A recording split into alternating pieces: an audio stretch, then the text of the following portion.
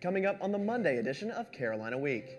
Students displaced by Hurricane Katrina continue to adjust to life at Carolina. And 4 years later, the campus remembers 9/11. In sports, we'll tell you why you shouldn't worry too much about the Heels' opening season loss against Georgia Tech. Plus a look at your Carolina Week 4-day forecast. All that and more, Carolina Week starts now.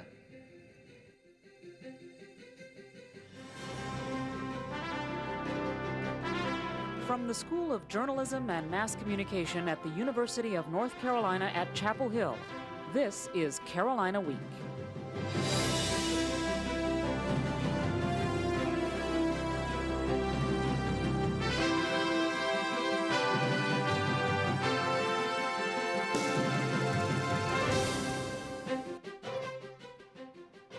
Good evening. You're watching the September 12th edition of Carolina Week. I'm Shaheen Sayal. And I'm Philip Jones.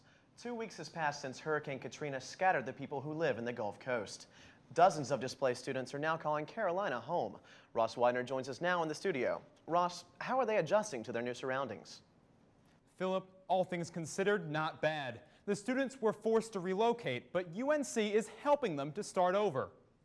For most new students on campus, adjusting to UNC means sitting in the pit. How are you today? Eating at Lenore, and taking your first drink from the old well. The beginning of classes also means having to set your alarm.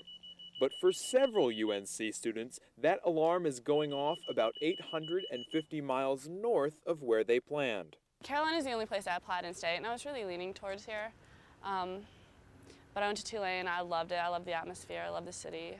It just felt right. Freshman Kathleen Murrah originally enrolled at Tulane University. Now she's struggling to find her way around UNC. I am kind of bad with directions, so it's been tough. I don't know. Tulane was a really small school, and that was one of the attractions for me. Murrah is glad UNC opened its doors to college students displaced by the hurricane. Now she's just trying to adjust. Enrolling late did have its drawbacks. It meant big classes and being baffled by things some students take for granted. Trying to figure out just the whole system. The teacher started talking about Blackboard before I even knew what that was. Right now, uncertainty is about the only thing she knows for certain. I'm scared to get attached here. I'm sure I will be. I'm sure saying goodbye is going to be really hard. So, I don't know. Right now I say I want to go back, but in a month, who knows? Kathleen wasn't able to salvage very much from her dorm room. Phil, she arrived in Chapel Hill with just her laptop and a few clothes. So, Ross, Carolina has waived tuition this semester for the displaced students, and that has to be a big plus for Kathleen. That's right. The silver lining is that the money she would have spent on classes, she can now spend on some new clothes. Phil? Ross Widener live in the studio. Thanks, Ross. Add Louis Farrakhan's name to the list of people criticizing FEMA for its handling of relief in the Gulf states. At a news conference on Friday, the controversial head of the Nation of Islam said he and other black leaders will set up a committee to make sure race is not a factor in who gets the hundreds of millions of hurricane relief dollars. Unthinkable that the racism that has poisoned the bloodstream of religion, education, politics, jurisprudence, that racism is not in FEMA or not in the Red Cross or not in other charities. Complaints from Farrakhan and leaders led to FEMA's director's resignation late Monday afternoon. The campus community continues to reach out to hurricane victims. More than 300 people attended a recent candlelight vigil in the pit.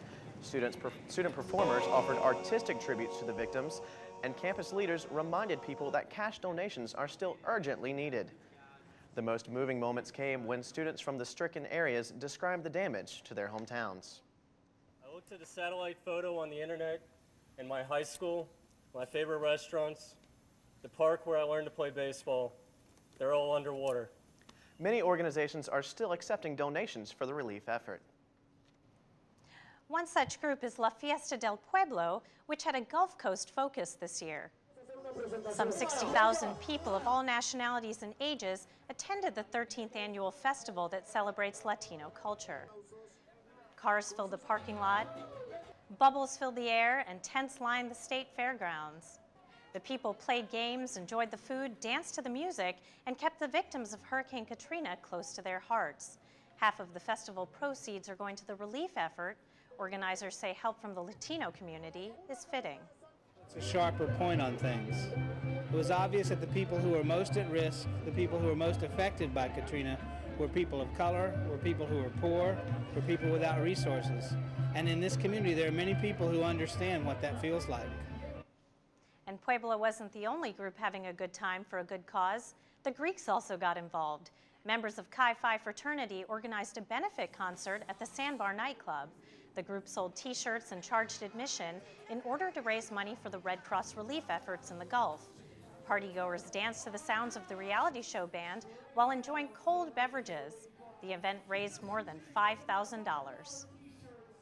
Drivers are feeling some relief at the pump these days after gas prices soared in the aftermath of Hurricane Katrina's devastation. Gas prices fell last week after peaking at as much as $3.70 per gallon in the Triangle. Prices rose dramatically after Hurricane Katrina disrupted power to two pipelines that supply North Carolina with 90% of its gasoline. Hillsborough store owner James Ivey keeps his customers informed about the status of the pipeline, but says the high gas prices didn't seem to keep motorists off the road. I don't think the people quit. I think all of them kept going and doing what they wanted to do. Went to the beach, went to the mountains. That's what they told me they were doing, going to New York. Ivey says he expects gas prices will keep coming down in the weeks ahead as power to the pipelines is restored. Although gas prices are falling, many motorists are still feeling the pinch and are turning to public transportation. Chapel Hill Transit is one of only a handful of free public transportation systems in the state. With gas prices near record levels, it's facing a budget crunch of its own. Thomas Nixon wheels his Lincoln into a BP on Martin Luther King Boulevard, ready to reach deep into his pockets. I'm sure it'll take more than I want to. He's fueling up for a trip to Florida, and although he hasn't even driven a mile yet, his wallet's already taking a pounding. Definitely, I'm feeling it today. And then as I'm getting ready to go on vacation, I'm sure I'm going to feel it more over the next 2 weeks. So imagine how Chapel Hill Transit Interim Director Kurt Newfang feels. He's responsible for finding the funds needed to fuel 86 buses that can run on both kerosene and diesel. Our overall budget in the line item for diesel and kerosene is approximately $1,143,750. So when you look at a fuel line item, that's pretty high, pretty extensive. But our top end we budgeted was at $2 a gallon. You know, what we're paying on the market is well above that. Newfang says Chapel Hill Transit pays $2.55 a gallon for kerosene, while it buys diesel for $2.26 a gallon. Although kerosene is better for the environment, Newfang decided to switch all the buses to diesel. When you operate a fare-free service, every penny counts. I think what we have to do is forecast down the road and see if we keep on this certain trend, you know, in 3 months, what are we going to have to do? How would we maybe scale back service? I'm not advocating that we do that, but we have to look at everything. Newfang says starting to charge bus fares isn't likely. Meanwhile, the UNC Department of Public Safety is also trying to help you save fuel. 4 commuter lots once available to permit holders are now open to the public, including the new Chatham Park and Ride. The lots are part of the Commuter Alternative program started by DPS. The new lots will give more commuters access to the buses that run to campus. DPS spokesman Randy Young says he's looking at several other options to help cut fuel consumption.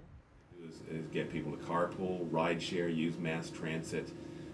There's a pretty diverse menu of ways to arrive here on campus without being in a single occupancy vehicle, and that's meaning driving alone.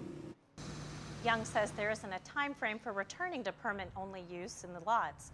Chapel Hill now has 9 free commuter lots. It's been 4 years, but the memory of the 9/11 attacks is still fresh with many Americans. Students gathered in UNC's main quad Sunday night to remember those who died. Nearly 3,000 American flags covered a portion of the lawn. The flags painted a picture of the Pentagon and the 2 towers and read, 9/11, never forget. Remembrance was the message of the day, and the attendees reflected on the attack and remembered its victims. Some stood together, while others stood alone. Keynote speaker Lieutenant Colonel Scott E. Rudder spoke of his endeavors in the war on terror. Freshman Amanda Gear says she was impressed by Rudder's speech. I thought it was awesome that they had him because he's been at the front lines and he's been part of the rebuilding process, and he has directed soldiers. He's been such a part of this whole effort. At the end of the service, all the flags were removed from the grass. Only one flag remained, the one on the flagpole, flying at half-staff. Now we move to much lighter news, coming up on Carolina Week. Who's in the Pines, and what's his connection to Carolina? The answer in 60 seconds.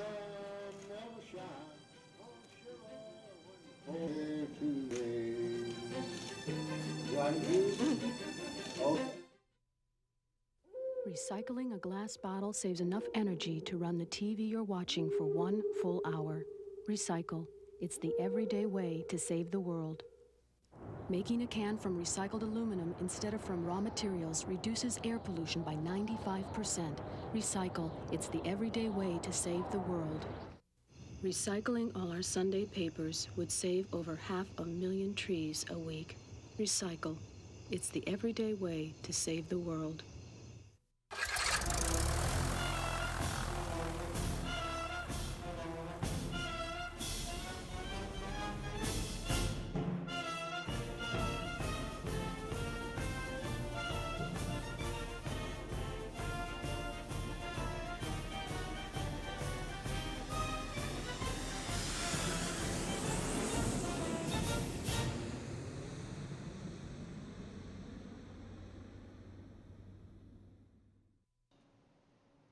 Last year, the university reported 4 cases of meningitis, an infection of fluid surrounding the brain and spinal cord.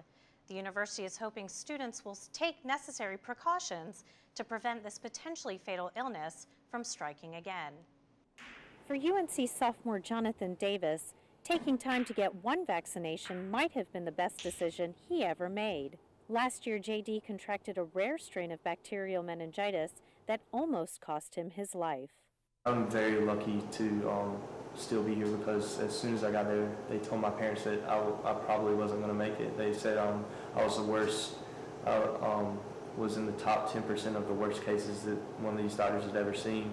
JD got vaccinated before coming to school. However, what he later discovered was the vaccinations don't prevent all types of meningitis. But those who get vaccinated minimize their chance of becoming deathly ill if they get the disease. Anyone can contract meningitis, but college students living in dorms are at an increased risk. In an effort to curb meningitis on campus, Student Health Services is holding vaccine drives, encouraging students to get vaccinated while doses are still available. Though there are countless ways to contract the illness, Director of Nursing Caro Kozel says the best protection is to practice infection control. Good hand washing. The other are not sharing utensils, not eating after each other, not sharing from the same food plate. JD hopes all students will get vaccinated because he believes it's better to be safe than sorry. JD is back in school and doing fine. If you're interested in getting vaccinated, the next vaccine drive is Wednesday at the SRC. Okay, Shaheen, tell me the name that comes to mind, all right? Andy Griffith. That's right. He's one of Carolina's most famous alumni, and he's given part of his mountain of memories to his alma mater. The crowd laughed and applauded on Friday at Wilson Library as a very animated Andy Griffith described his gift to the university. The memorabilia includes scripts from his TV shows, items from his year at Carolina, and his personal guitar, which he played for his fans in the crowd. I'm on a shiver when the cold wind blows. Chancellor James Measer and Library Curator Tim West expressed their thanks to Griffith for his generous gift. Griffith and his wife say they can't imagine giving their treasured items to any place other than UNC. I'm 79 now. I hope my career is not over, but it's time for me to pass this on to you folks. Some of the items from Griffith's selection are already on display at Wilson Library, and Griffith says he'll send the rest as soon as he goes through it all. The campus is buzzing today about an open house for the new Memorial Hall. Carolina Performs featured recent student performances ranging from bands to traditional African dance dances to singers and dancers, and even a comedy group that interacted with the audience. The university unveiled its $18 million renovation to the hall this past weekend. Recent UNC graduate Casey Molino-Dunn, the producer of Carolina Performs, thinks student performers were a great way to attract students to the hall. What's great about this event is that it really not only gives everyone an opportunity to see what the transformation has brought to Carolina, but also to get to experience some of Carolina's fine student talent. 30 groups performed for a total of 8 hours straight. Well, weathercaster Rob Ellis joins us now. And Rob, I know one thing on a lot of people's minds is Tropical Storm Ophelia. That's right. It's definitely a concern as it looms off the coast of the Carolinas. But here in Chapel Hill, the skies have been clear. We have just a few clouds, and we're making that transition into mild weather towards the autumn afternoons. I'll have your forecast coming up in just a moment if Hurricane Ophelia will be affecting our weather.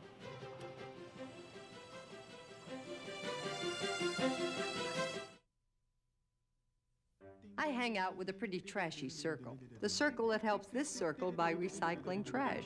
We sort glass, plastic, separate cans, stack newspapers and magazines. Now, thanks to us, there are lots of products made from things we've already recycled. This cereal box wants your Sunday paper. These paper clips, in a more daring life, a 56 convertible. The circle works like this. It starts when we recycle trash at home and at work. It's completed when we buy products made from or packaged in recycled materials. How do you know the difference? Check the label for something called post-consumer recycled content. It looks like this. Make a mental note. Then buy the highest percentage of it you can find. You'll save a tree, you'll save energy, and in your own way, you'll help save the world.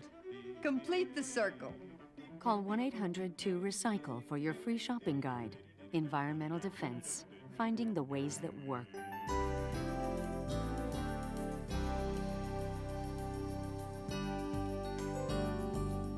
Well, welcome back to Carolina Week. Time now for your Carolina Week weather. I'm weathercaster Rob Ellis. Here's the headlines. We've seen some windy conditions, actually more windy in Raleigh when I came in today, but here in Chapel Hill it has been mild. The temperatures all throughout the southeast.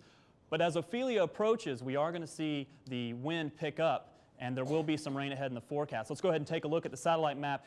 It's not hard to pick out Hurricane Ophelia right here as the storm begins to churn up the coast of the Carolinas. And this system, we do believe now, will make an impact on the North Carolina coast. You can see much of the eastern part of the country is very clear as we've had a high pressure system in place. If we'll go to the surface map, you'll be able to see that more clearly. Here's the high pressure hidden there behind that sun. When you have a high pressure, you have descending air, you get clear skies. But there's our hurricane symbol, and we do believe that's going to move into the area. And that hurricane is going to bring some strong winds, of course, to our area. But of course, along the coast, it's going to be a very dangerous situation. It's been fluctuating on and off between a tropical storm and a hurricane for the past 5 days. So the system is very precarious as it just kind of sits there along the coast. Now, I wanted to show you we've had a very busy season. Here's the hurricane names that we've been dealing with. You can see we've crossed all the ones off that we've used already. We've only got 6 names left. And someone asked me last week, Rob, what happens if we run out of names? Well, I actually looked up the answer, and we'll actually start using the Greek alphabet, alpha, beta, gamma. So very interesting. Let's hope we don't have to use all these names.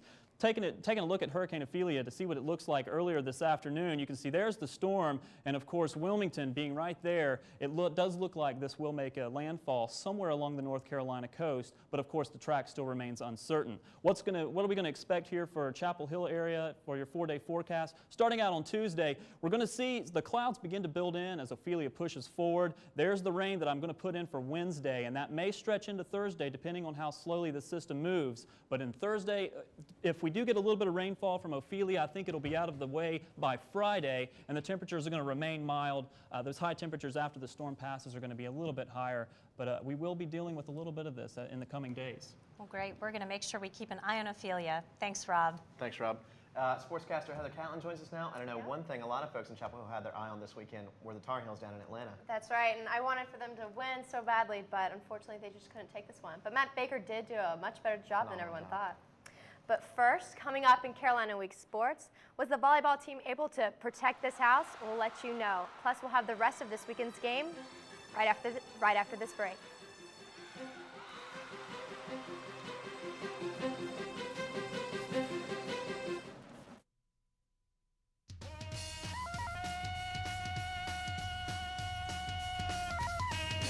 Tarzan, Lord of the jungle, king of the apes, father of boy. He knows what it takes to be a dad. You go for a ride, you take a swim, you hang out. All it takes is time. Hey, it doesn't take a hero, but it takes a man to be a dad.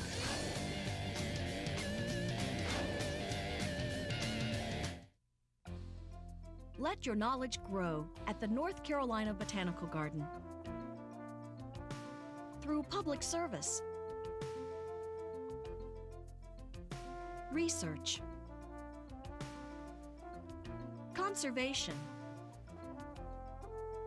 and education. The garden brings North Carolina's rich natural heritage to you. It's a beautiful way to learn.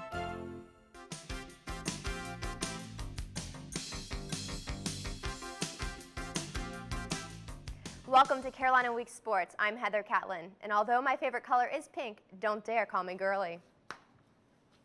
The Tar Heels kicked off their 2005 season with a loss against Georgia Tech. Now I know what you're thinking, here we go again. But even though they lost, the Heels answered some major questions. Sports reporter John Leggett takes a look at the questions answered and the questions that still remain. Will Matt Baker be able to lead a rebuilt Tar Heel offense? In a word, definitely.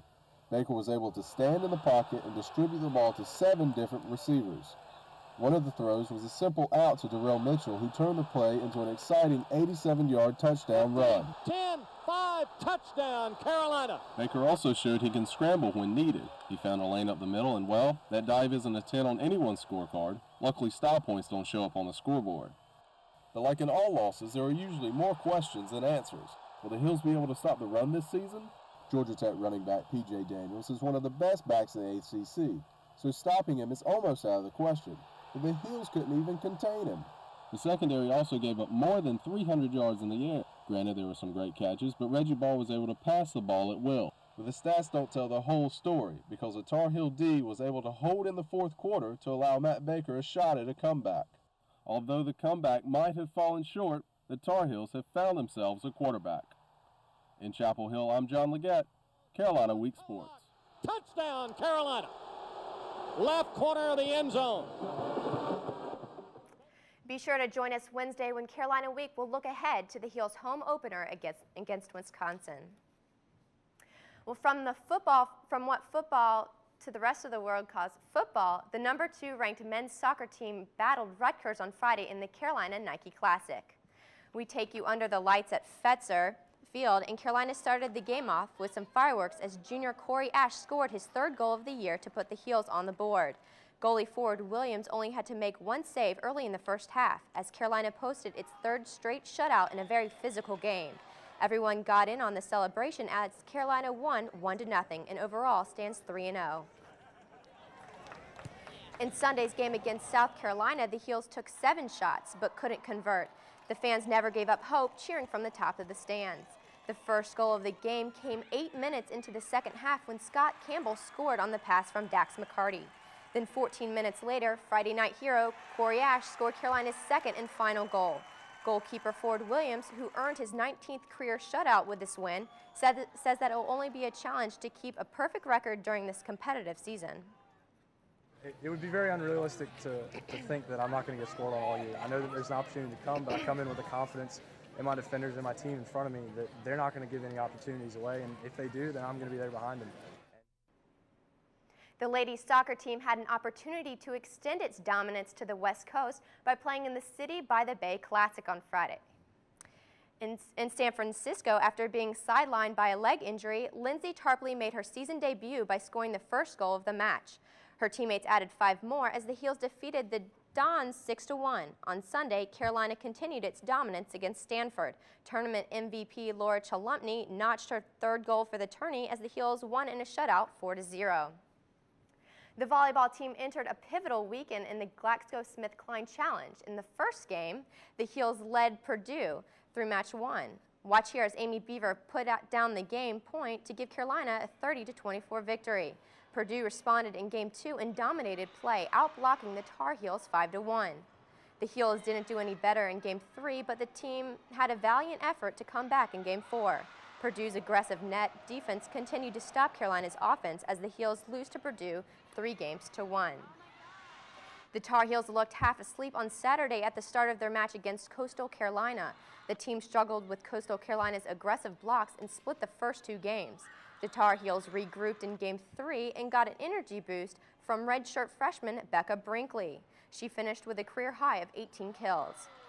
Freshman Stephanie Jansma showed Carolina could play defense too, with these match-stealing blocks. The Tar Heels took the match in 4 games. Coach Joe Segula said the team needs to work on its intensity. We played hard, but we didn't play to win points all the time. And I think that's what we have to learn to do.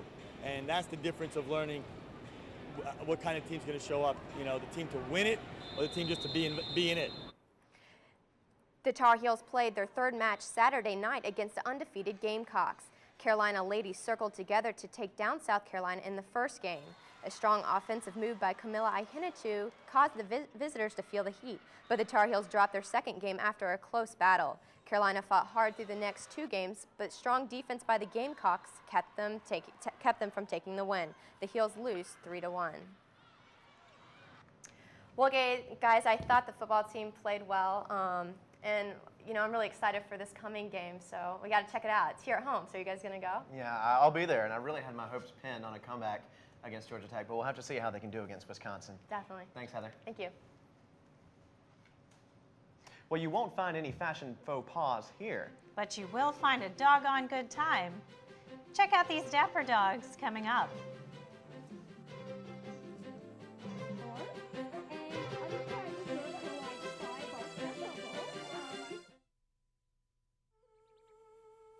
I can listen. I can cook. Good. I can coach. Kids with something to do are less likely to do drugs. I can drive. I can paint. I can dance. A little of your time can make a lifetime of difference. I can read. I can help. You can help. Call toll-free 1-877-KIDS-313 to find out about community drug prevention programs. I can keep a kid off drugs. If you have a story idea, contact Carolina Week at 843-8292. You can also visit us online at carolinaweek.org. If you have questions about this program, write Carolina Week at Campus Box 3365, UNCCH, Chapel Hill, North Carolina, 27599.